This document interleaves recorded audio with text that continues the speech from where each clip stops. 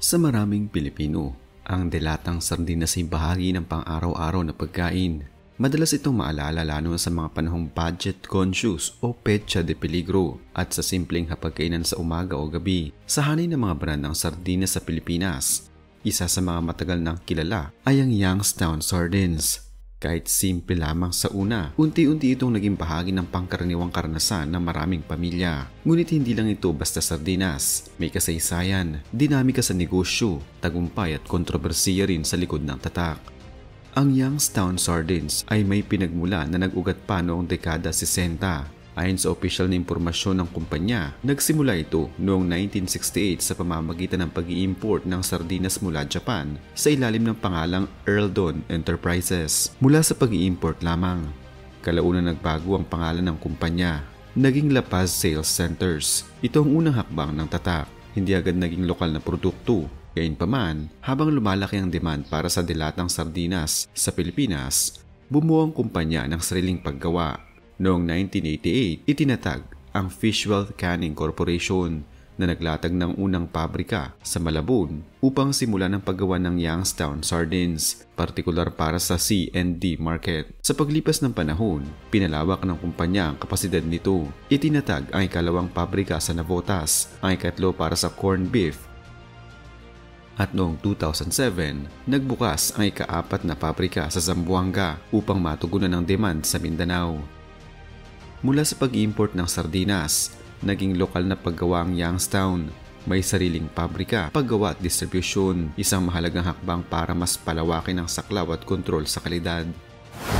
Ang brand ay pag-aari at ipinamahagi ng Maunlad Canning Corporation. Ayon sa opisyal na website nila, ang Maunlad Canning ay isang family-owned corporation na pangunahing negosyo ang paggawa ng delata, sardinas, mackerel, corned beef, at ito rin ang nagpalakas ng tatak ng Youngstown. Tungkol naman sa pangalan, Youngstown, bagaman maraming Pilipino nakakakita at nakabili ng sardinas na may ganitong tatak, medyo malabo sa publikong dokumento kung bakit ganito ang napiling pangalan. Maaring ituring na sumikat ang Youngstown Sardines lalo na sa ilang dekada. Una, ayon sa impormasyon ng kumpanya mismo at ng mga organisasyong nagsusuri ng market, ang Youngstown ay naging isa sa mga kilalang brand ng sardinas sa Pilipinas. Pangalawa, naging bahagi ng mainstream market positioning ang brand, hindi lamang high-end kundi para sa mas abot kayang segment, C&D market. Noong unang pabrika sa Malabon ay ginawa para sa mga masa. Ibig sabihin, maraming ordinaryong Pilipino ang tumangkilik sa Youngstown Sardinas bilang budget-friendly ulam. Pangatlo, at medyo patunay ng kalidad, noong 2018, ginawaran ng isang international na parangal ang kumpanya. Ang Global Trade Leaders Club ay nagbigay ng International Food and Beverage Quality Award sa Maunlad Canning Corporation para sa Youngstown Sardines. Ang Senate resolution ay nagbigay pugay sa kumpanya bilang Filipinong brand na tumagal dahil sa dedikasyon sa kalidad at panlasa. Bukod pa rito, ayon sa market share analysis, noong mga bagong taon ng 2022, ang Youngstown ay may humigit kumulang 20% bahagi ng merkado ng sardinas sa Pilipinas. Nangangahulugan lamang ito na hindi ito maliit na manlalaro. May malaking bahagi sa industriya. Subalit hindi laging rosas ang daan ng brand. May mga kontrobersiya at hamon na hinarap ang Youngstown. Isa sa pinakakilalang issue ay ang kaso ng tax evasion laban sa Fishwell Canning Corporation, ang unang pabrika ng Youngstown Sardines o bahagi ng produksyon. Noong 5 ng Agosto 2005, ang Bureau of Internal Revenue o BIR ay nagsampa ng kriminal na reklamo laban sa Fishwell sa ilalim ng programang Operation Rate o Run After Tax Evaders. Ayon sa BIR, natukoy na may underreported purchase and underdeclared sales ang kumpanya noong 1999. Mga isinumite nilang dokumento ay hindi tumutugma sa aktual nilang importasyon at bentahan. Sa bilang, humigit kumulang 67.6 million pesos ang hindi naulat mula sa hindi tamang deklarasyon ng impormasyon ng raw materials at underdeclared sales. Ipinangalan sa kaso sina Leonie Ngo bilang presidente ng Fishwell at La Paz Cao Ngo bilang vice president o treasurer.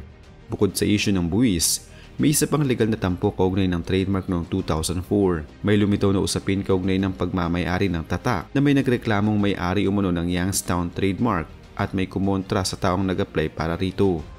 Ayon sa reklamo, maliwanag umano na may pag-aangkin ng trademark na may halong pandaraya dahil may sinasabing representasyon na ang aplikante ang may hawak ng brand kahit hindi siya aktibong gumagawa o nagbebenta ng sardinas. Bagaman ganito ang mga issue, hindi agad ibig sabihin nito ay tuloy ang bumagsak ang brand. Ngunit kitang-kita na may mga hamon sa legalidad at pagpapatakbo ng negosyo ng kumpanya.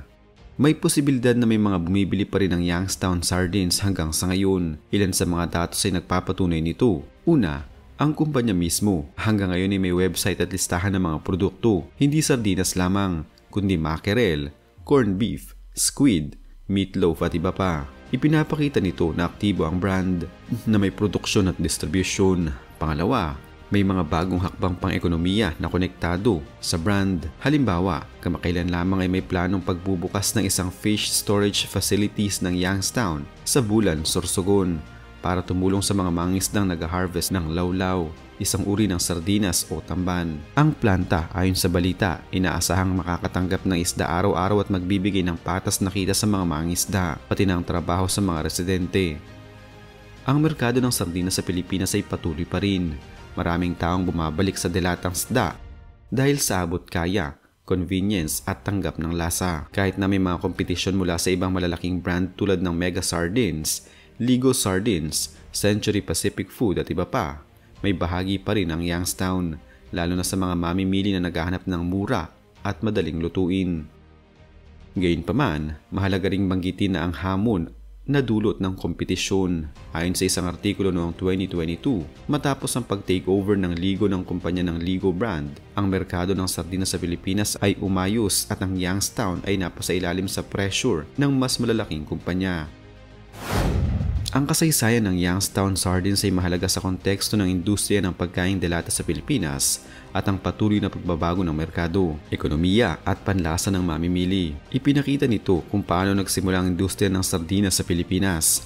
Hindi agad may sariling produksyon, kundi nagsimula sa pag-i-import sa pamamagitan ng pagtaas ng demand at tamang diskarte. Unti-unting naging lokal ang produksyon. Ipinapakita nito ang adaptasyon at pagsasaayos sa pangangailangan ng merkado. Ang pagiging family-owned corporation at ang pag-angat mula sa maliit na importation hanggang sa may sariling pabrika at distribution ay patuloy ng oportunidad sa lokal na negosyo. Ipinapakita na may tsansa ang lokal na entrepreneur na makipagsabayan lalo na kung may dedikasyon sa kalidad at pag-unlad. Sa kabuuan, ang Youngstown Sardines ay isang halimbawa ng lokal na tatak na may pinagdaanan mula sa importation, naging lokal na produksyon, sumikat, nakilala, nagkaroon ng sariling pabrika at merkado at nakatanggap ng parangal. Pero hindi rin ito nakaligtas sa hamon, mga legal na issue, buwis, kompetisyon, pagbabago ng merkado at panlasa. Ang kwento nito ay hindi lamang tungkol sa isang delatang isda. Ito ay tungkol sa pagbabago ng lipunan, ekonomiya, negosyo at kultura ng pagkain sa Pilipinas. Ipinapakita nito ang posibilidad ng tagumpay ng lokal na negosyo, pero pati na rin ang kahalagahan ng integridad, adaptasyon at inobasyon sa pagharap sa modernong merkado. Sa ngayon, may mga pagkakataon pa rin na mabibili ang Youngstown, lalo na para sa mga naghahanap ng mura at tradisyonal. Pero malakas ang kompetisyon at mahirap banggitin kung hanggang kailan ito magtataguyod bilang isang pangunahing brand. Para sa mga consumers, maaaring isang tanong ang nananatili. Sa dami ng pagpipilian, anong pipiliin mo? Nostalgia at affordability o bagong lasa at modernong packaging?